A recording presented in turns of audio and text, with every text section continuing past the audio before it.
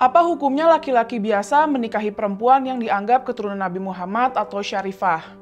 Kata orang yang disebut Habib ini, amal ibadah laki-laki itu nggak bakal diterima Allah. Nggak logis banget ya.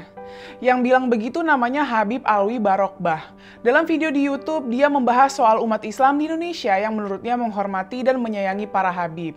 Tapi banyak umat yang bersikap sebaliknya pada syarifah lanjutnya.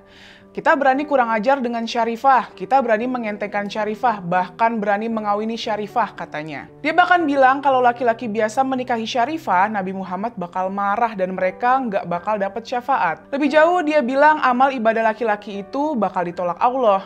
Seorang yang bukan habaib, bukan daripada Bani Alawi, menikahi syarifah yang darahnya bersambung dengan Nabi Muhammad SAW sampai hari kiamat ibadahnya ditolak oleh Allah Subhanahu wa Ta'ala.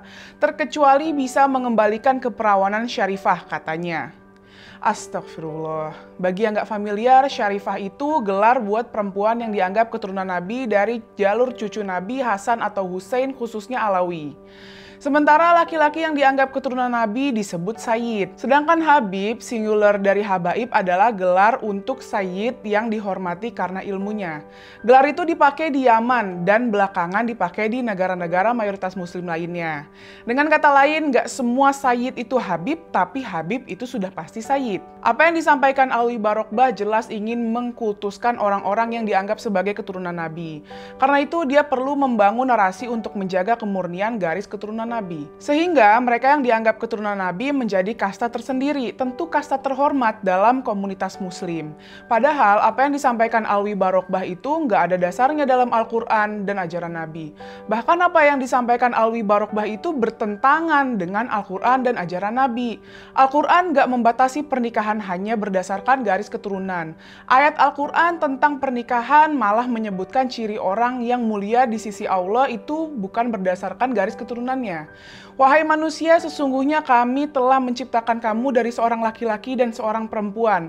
Kemudian kami menjadikan kamu berbangsa-bangsa dan bersuku-suku agar kamu saling mengenal.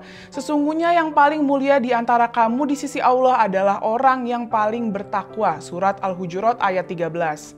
Nabi Muhammad sendiri dalam sejarah hidupnya nggak pernah mengajarkan keturunannya menikah dengan sesama mereka. Buktinya putri Nabi Zainab menikah dengan Abu Al-Ash bin Robi yang bukan dari Bani Hashim, klan Nabi Muhammad.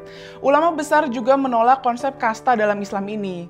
Imam Asy-Syafi'i misalnya pernah bilang, manusia itu sama baik orang merdeka atau budak, Arab atau non-Arab kecuali dalam ketakwaan.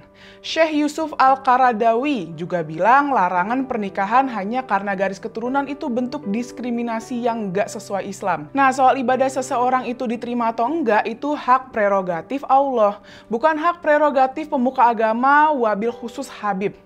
Dan itu sama sekali nggak terkait sama garis keturunan. Islam mengajarkan tentang kesetaraan manusia. Islam menentang sikap yang mengagungkan garis keturunan. Feodalisme nggak dapat tempat dalam Islam. Yuk beragama dengan akal sehat.